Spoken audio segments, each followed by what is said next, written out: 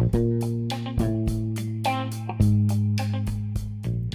everybody, we are back with another episode of Can't Stop Snapping, the official podcast of MarvelSnapZone.com.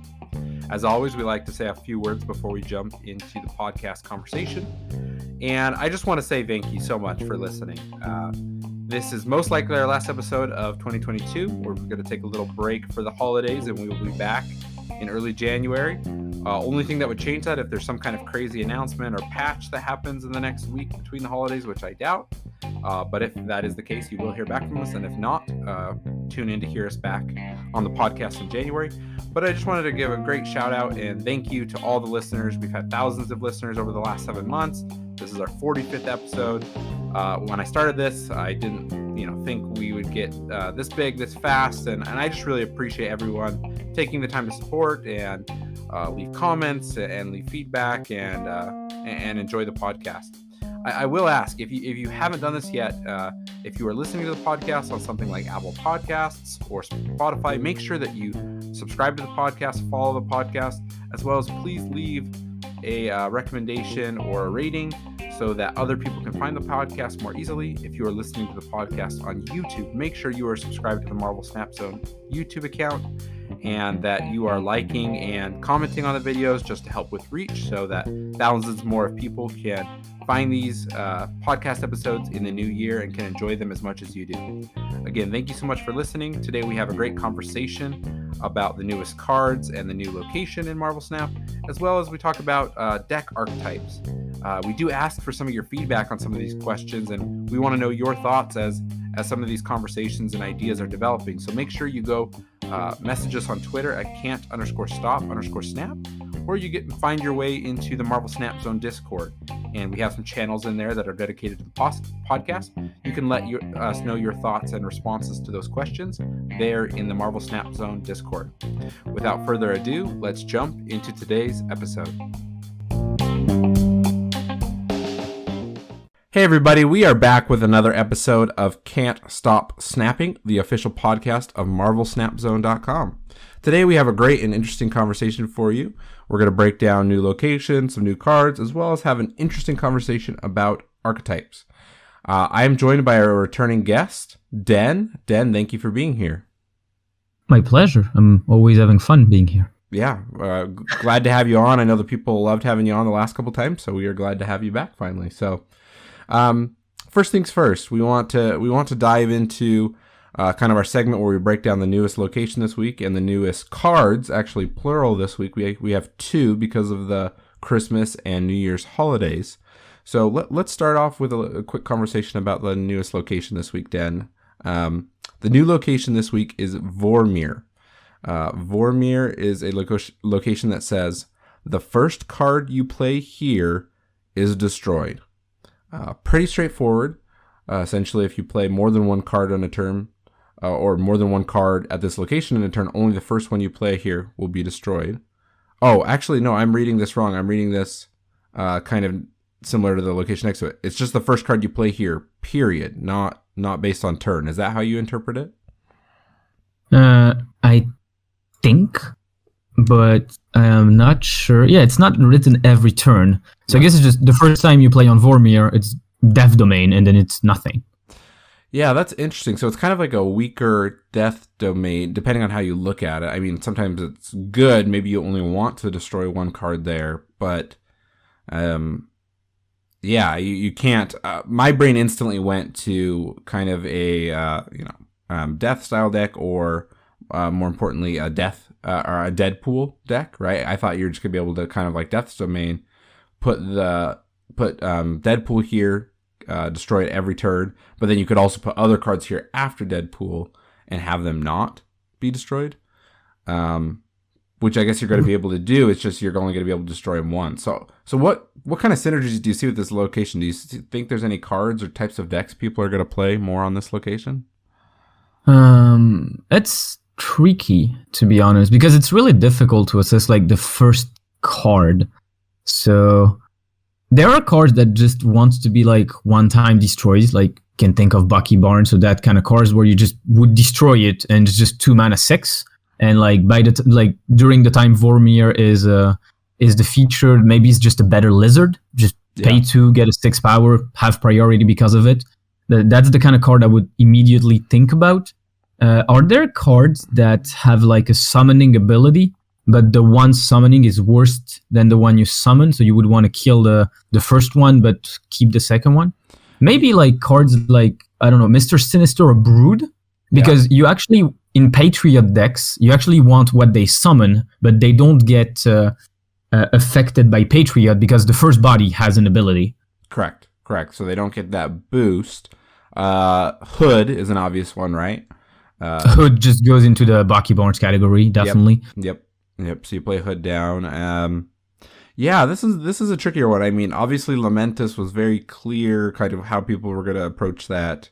Or I should say it became very clear after only a couple of hours. But this is an interesting one. I feel like it's not going to be as meta shifting or people playing kind of wild decks with it. I could be wrong, but it seems pretty straightforward. You just kind of want to utilize it maybe to get one boost, whether that's you're blowing up a Nova or, you're one of the cards you described, right? But it'll be interesting to see how people play on this.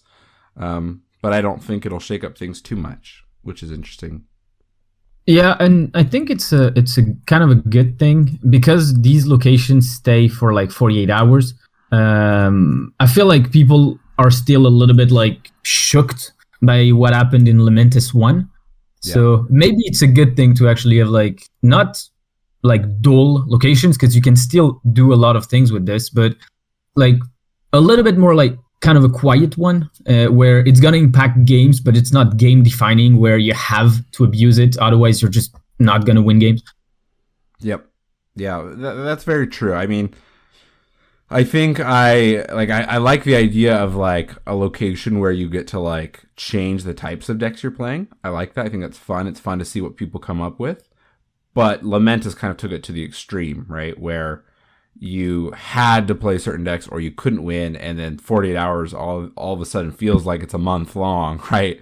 It feels so long and you're like, is this ever going to end? So doesn't seem like that'll be the case with this location, and that's probably the best balance to keep going forward. Yeah, I think like otherwise they should reverse the way they're releasing locations and maybe release them on Sunday where you only have 24 hours. And then it's just really crazy, but it's not that long. I feel like 48 hours, if you're not enjoying the location and everyone else is abusing it, a lot of people have mentioned on social media, like, I'm just going to take a break and come back on Thursday. Yep. Which a lot of people could take a break and come back on Thursday, but the worry from like the game developer perspective is what if people stop playing for 2 days and start playing another game and then they, they don't want to come back at all, right? And they just kind of get out of the habit of playing. That's the whole point of the card game industry, like, because there's that collection aspect. Like, you want people to be hooked to your game and not give them chances to actually see what's available outside of it. Yeah, you don't want to drive them away with this kind of situation. So, yeah, it'll be interesting to see. We'll see what people come up with this location. Shifting our gears to the new cards. Again, we have 2 new cards this week. We're now in a period of the release where we're going to be having, 1 new card a week, but that is changing this week because of the holidays. So we are essentially getting whatever would have been the card next week, this week as well. So we have 2 cards here. Let's talk about the first one, which is Darkhawk. Darkhawk is a 4-cost, 1-power card with the ability that reads ongoing, plus 2 power for each card in your opponent's deck. So correct me if I'm wrong. I think this is the first card we have that's buffed directly on the size of your opponent's deck, or even your own deck. I don't know if we have another card that's buffed. I think it's the first one based on deck. Like, we had Ronin, which was opponent's hand. Yeah. Dinosaur was your own hand. I don't think we've had deck yet. Yeah. So and it's exciting. Yeah. So what are your immediate thoughts? What does this open up that we haven't seen before? So a little shameless plug, but I actually wrote an entire article. Like, I spent my night working on Darkhawk, and it's really difficult because the effect is something that we've never had. It's not that easy for a card that at first is going to cost 6,000 collector's tokens. Yep. To think, like, I don't think anyone can say, go ahead, invest into it, or please stay away from it. Like, the effect is new, So someone has to pay the 6,000 and test it for everyone else to really know how good it can be. Yeah. But there are things in the game which make it look promising. The rocks, like Korg and Rockslide, are making the deck like bigger. There's Black Widow, like the opponent doesn't draw for at least minimum a turn, and if you're really nasty, you just Black Widow and wave at the same time, and usually they don't even play the Widow's Bite. And otherwise, like something I'm really excited about Darkhawk is the current metagame. Like there are cards in the current metagame, like Tor, for example, which are growing your opponent's deck, and they do it on purpose. They actually help you. They basically give you +2 on your Darkhawk. So there are like some synergies here and there that you can abuse, and the good thing is most of these synergies are on reveal, and the card is an ongoing. And it's probably the two synergies with the most support in the entire game, because we can think of cards like Wong, Mystique, Odin, Onslaught, Absorbing Man. There are a ton of cards to help like on reveal and ongoing decks. So if you dig a little bit, there are a lot of really crazy synergies. And the last one that I'm really excited about is actually one that's not available yet. It's Sabu, which is going to be the next battle pass card, which has a direct synergy with 4-cost cards, and both cards we're getting this week are actually 4 costs. That's very interesting. I wonder if that was intentional, just their ordering here, because kind of creating that combo. Yeah, a lot of interesting thoughts. I mean, I think one thing to note, right? The cards that are buffed by hand size, hand size is limited to 7 cards, whether that's you or your opponent, right? Deck size is not limited, right? I mean, we know District X at least gets it to 10, and Thanos, like when you play Thanos, you go up to 15, 14? Yep. So yeah, for now, at least we know we can get to 15.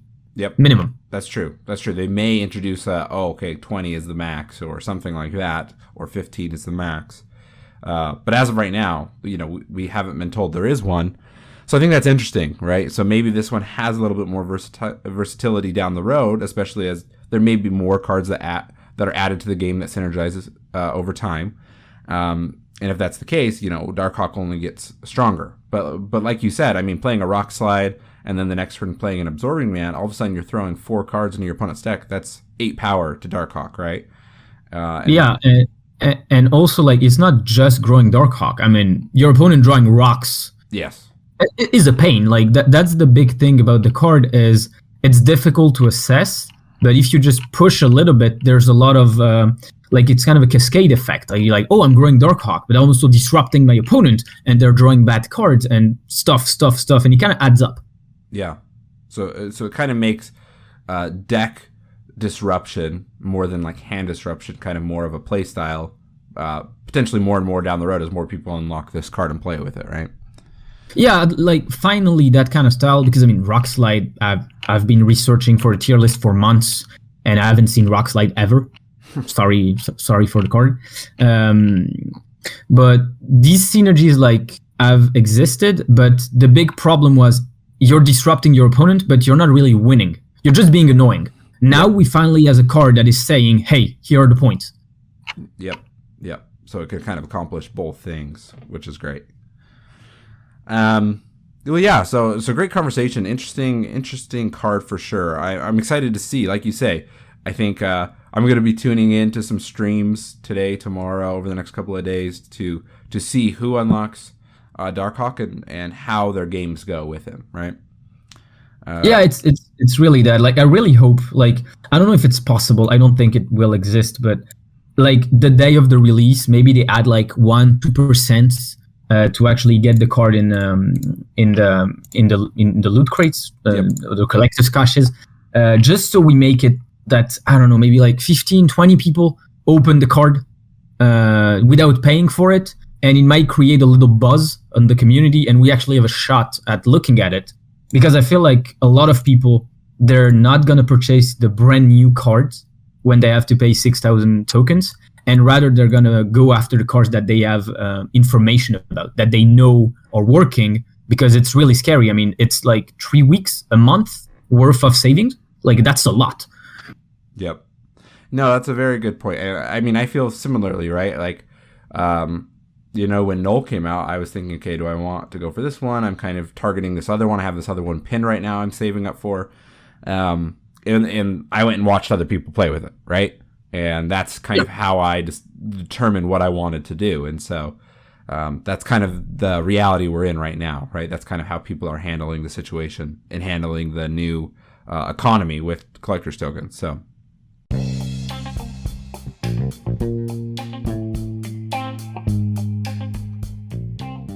Hey all, I wanted to take a quick moment to talk to you about MarvelSnapZone.com. Marvel Snap Zone is a one-stop shop for everything Marvel Snap on the internet. They have new articles nearly every day that cover deck building, strategy, card breakdowns, etc.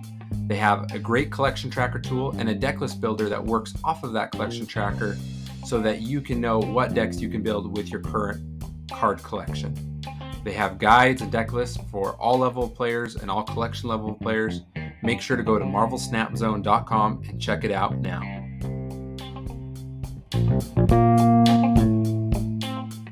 Shifting our thoughts to the second card this week.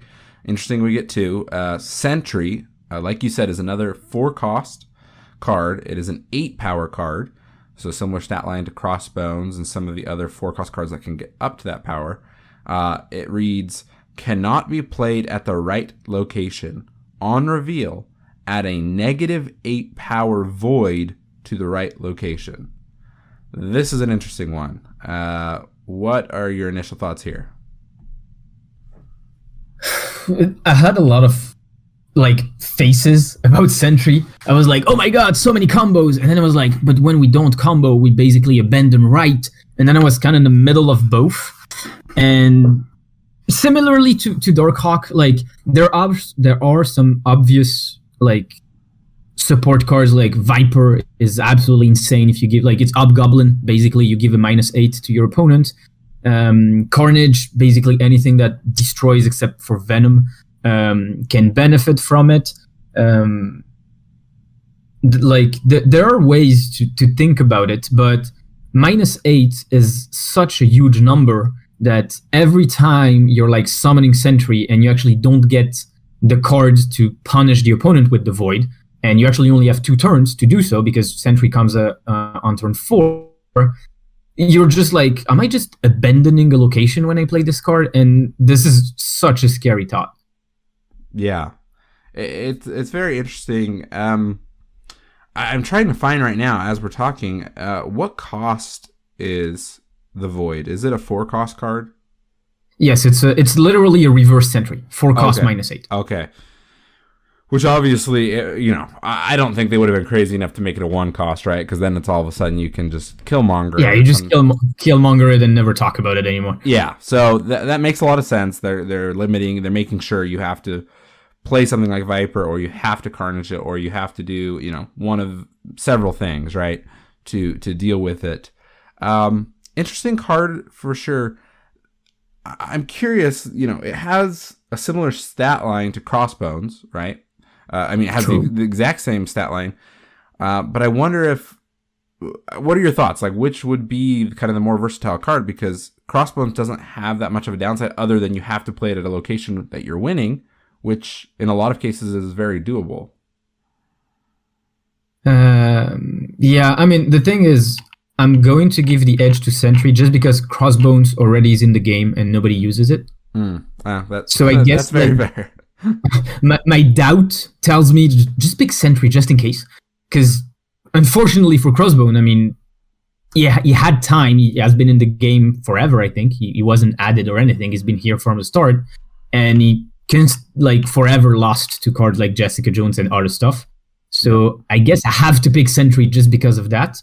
But also, Safety Blade, another writer at Marvel Snap Zone, made several decks with the card, and there are some ideas that actually can be interesting around the fact that you actually abandon the right location. But yeah, for now, honestly, while Darkhawk, I have seen decks where I was like, I don't know if it works, but if it works, I want to play the card. I haven't seen the big spark about Sentry where I was like, oh yeah, that's how we play it. I'm still looking for it, to be honest. Yeah. An interesting card. I think this one's a little harder to dissect than Darkhawk when we compare the two both coming out. Like you say, we really can't. We can only theory craft so much until we actually see these cards in action, right? Yeah. But I'm interested to see who goes for what tonight. At the time of recording, I should say, these cards will release tonight, and so over the next couple of days, we will see what people come up with, and we'll see how these start to fall into some of the decks and archetypes we know, and maybe start to kind of form some other play styles or combinations that we haven't seen yet. So, very interesting. I mean, we're seeing the uniqueness of Marvel Snap, right? Dropping cards one or two at a time versus big card releases like we're used to with most other card games, and we're just kind of constantly seeing people come up with new ideas or rework old ideas. And that's very different, right? We're seeing this on a weekly basis. So very exciting to be a part of, though. Yeah, as long as they're going to release cards that make us wonder, that pushes us to be creative, I think this system is great. The problem will come if at some point they start lacking creativity or making like exciting cards. And if we start not caring about the new releases, that might be a problem. But for now, I think what they're doing is on point. Yep, agreed. Great. Let's shift our topic and our thoughts again. So it's been over a month now, but you reached out to me with an idea, something you were kind of working on, thinking about, and that was archetypes in Marvel Snap. They are different than other games, and I think in our previous conversations, you and me have had, and conversations I've had with other guests on the podcast, we're always talking about comparing Marvel Snap to other games, right? It's just in our nature. We've all played other games, and it's kind of our reference point, right? We've played other games for years, and so we say, oh, this thing is new in Marvel Snap. How does this compare to Hearthstone or Legends of Runeterra or Yu-Gi-Oh! Or Pokemon or Magic, right? All of these things out there.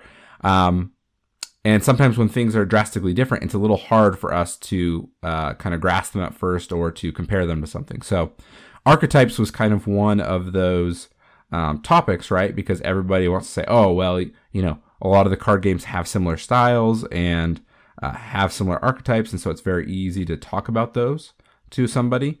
But Marvel Snap's a little different. So kind of want to just turn it over to you and just kind of lay the stage here for our conversation. What are your thoughts on archetypes? What are the archetypes? How do you break them down in Marvel Snap, and how do you understand them? So first, if you don't mind, I'll kind of explain why I think we can't use other games' archetypes in Marvel Snap. And that's because Marvel Snap limits the game to 6 turns. Like in most games, archetypes are built depending on which stage of the game they're strong at. Like aggressive decks are early game decks. Mid-range decks are going to be really good at generating cards from the early to the early-late kind of point in the game. Control decks, we expect them to be like kind of attrition strategies. They want to go late in the game. Combo decks don't really have any specific moment where they are strong, but they're trying to assemble something. So except for combos, I feel like aggro, mid-range, control, they just don't fit Marvel Snap. Every single deck needs to be able to play for 6 turns. So there's not really a deck that can say, I'm good on turn 1 and 2, and then I'm just meh for the rest. Yeah. There are decks that obviously are stronger on 5 and 6, but that's just every single deck. Like every single deck is stronger on turn 2 than he was on 1, stronger on 3 than he was on 2, 4 than 3, because you have more energies. So the game pushes you to scale to do more things.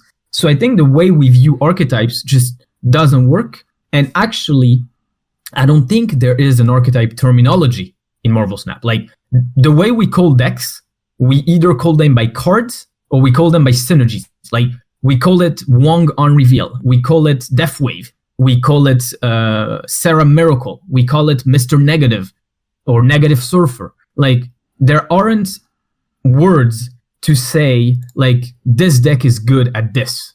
For now, the way we call decks is this deck has these cards in it. Yeah. And I think there's way to explore and have a terminology that actually gives information about the deck. For example, like we could call them based on their relation to snapping. Is it a hand snapping deck, which is a deck that's going to snap early if he has a good hand, and that's going to stay quiet and maybe even retreat if he has a bad one?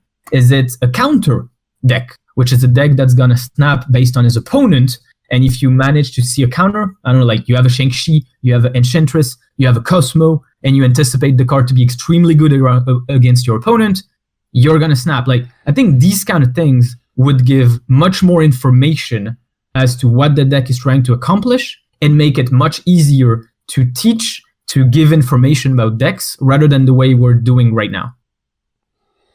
Very interesting thought.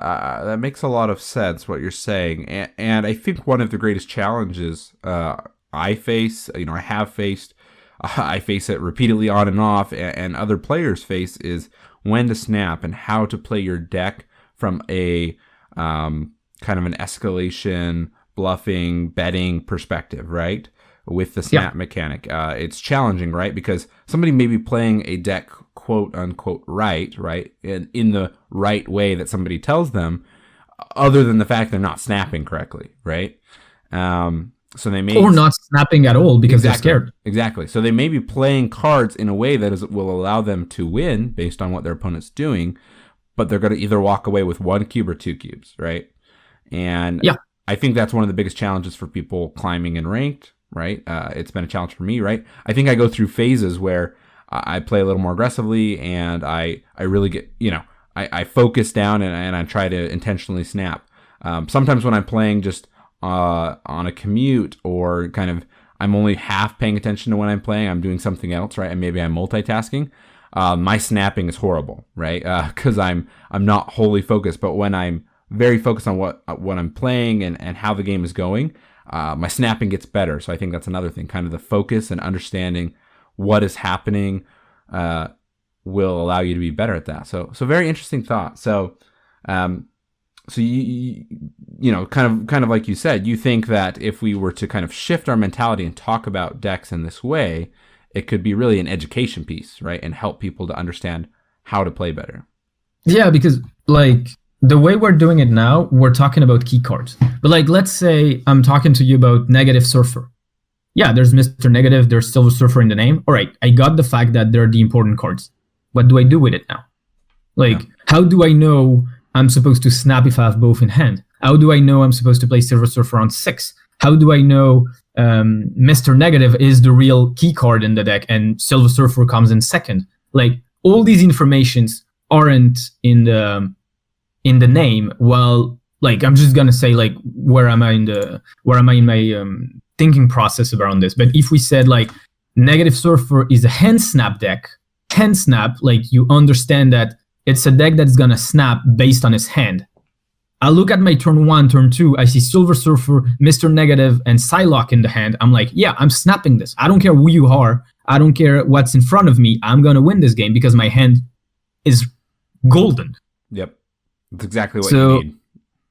Yeah, so I think like there are ways to do it better. And for now, I have 4 names. Like, if you want me to share those, like, I've been trying to work on it, but I've been a little stuck after these 4. But to me, like, aggressive decks in other games, I would call them early snappers.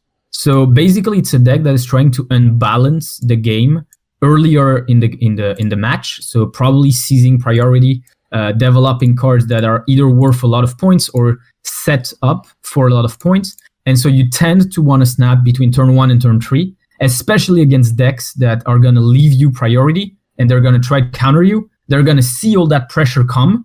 And they might be like, all right, I don't want to see the rest of the game because I'm not sure I can counter it. So you should be able to get away with either a lot of early retreats. So even though you're not getting a lot of cubes, you're playing like 2 or 3 turn games. So, I mean, a 3 turn game is basically a 2 cubes, 6 turn game. Yeah. Or if your opponent stays, that's going to give you a lot of information because it means that they're confident. It means that they might have a counter to something that's going to help you make decisions later on. So I'm not really sure about the names, but it's more about what they mean. So early snapper would be the first one. The second one, we just talked about it. It's hand snapper. Just there are decks that when they have a certain hand, usually they're combo decks, they should snap. Like when you're playing a negative deck and you have Psylocke into negative, you should snap. That's just the way the deck is built. When you have, I'm just going to say something like random, but when you have a Sarah Miracle deck and you have Sarah in your opening hand, don't wait until turn 5 and dropping Sarah to snap. You can snap on 2, you can snap on 3, like Sarah isn't going to go away. Yep. These kind of things. So then, like, the only archetype I would keep is control, and we could even call it control or counter, but it's basically the idea that your game plan revolves around punishing the opponent. So you're not going to snap based on you, you're going to snap based on the opponent. If you recognize a pattern that you know your deck is really good against, you snap. If you don't recognize it, or you know it's something your deck is not equipped, you just leave. Yep. And then one that I think is the easiest for me, it's a name that actually already exists, but it's called location decks. But it's not location in the sense like the location in the game. I just add a K, so it's the word lock plus Asian, just to make it location. And that's just because it exists in Marvel Snap. Like, the game is played with locations, and there are decks which are aiming at preventing the opponent from playing where they want or playing completely. Like, I mean, we've seen decks with like Storm, Spider-Man, Professor X, stuff like that, and the goal is just my opponent's not gonna play this game. Just I want them to be miserable. Mm-hmm. So, and I think, for example, this is an archetype that only exists in Marvel Snap. You cannot play a location deck in any other game.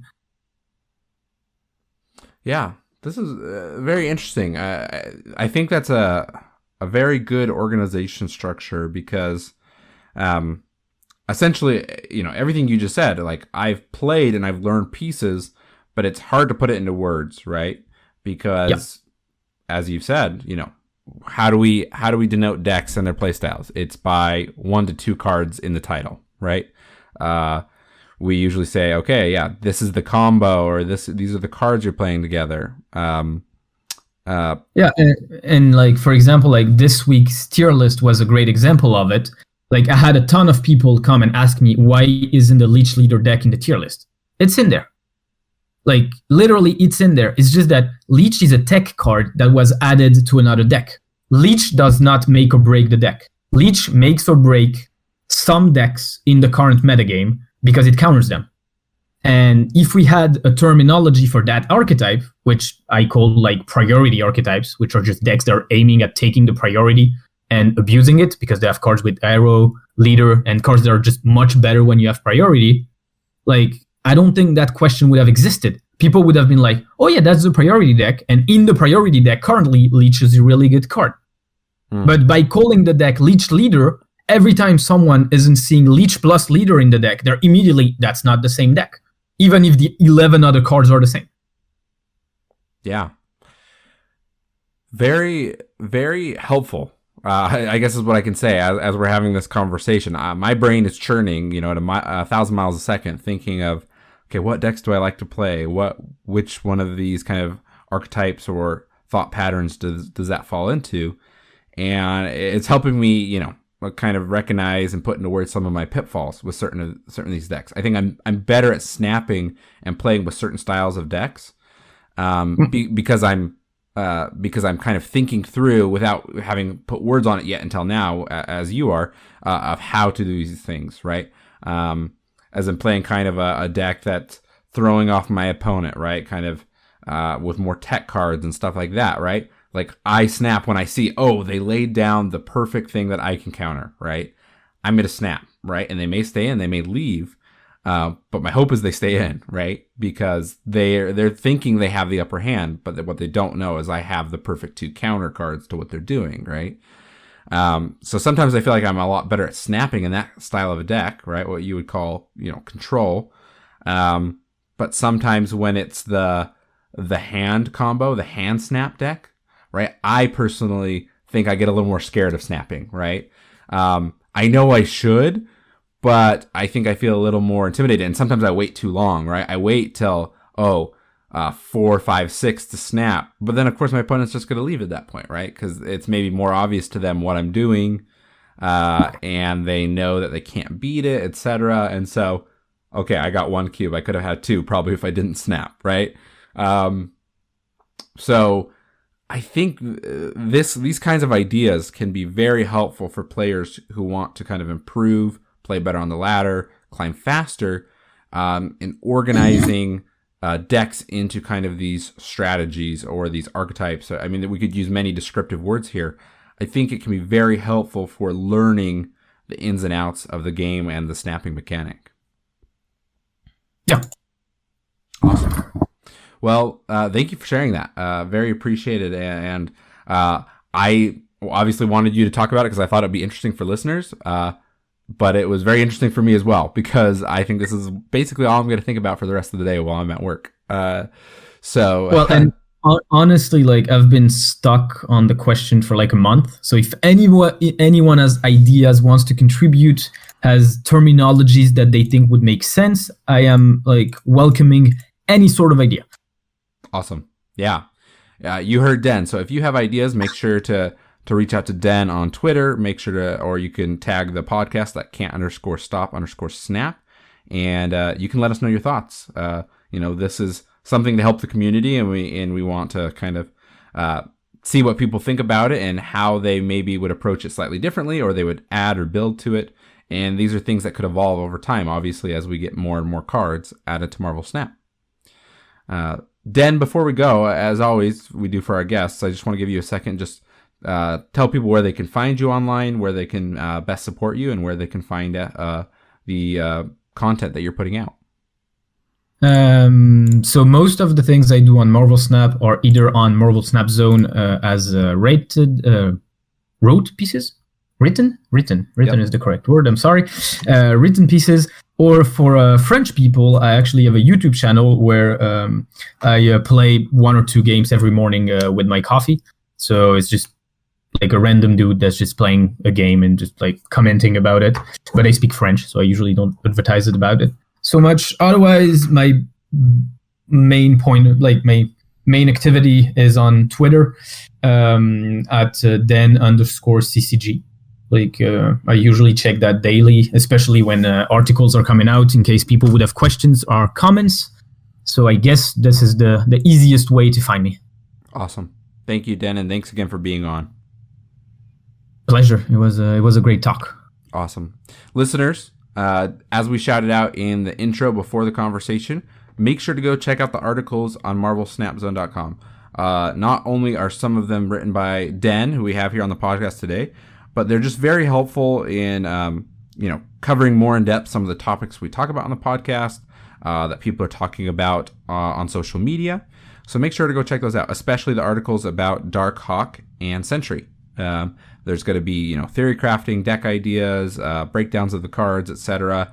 Over the coming days and weeks. So make sure you're going to marvelsnapzone.com to, join in that conversation and read those ideas. Thank you so much for listening, and we will catch you in the next episode. Bye-bye.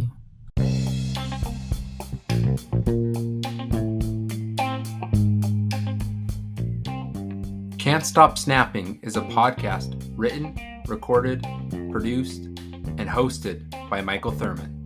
Thanks for listening.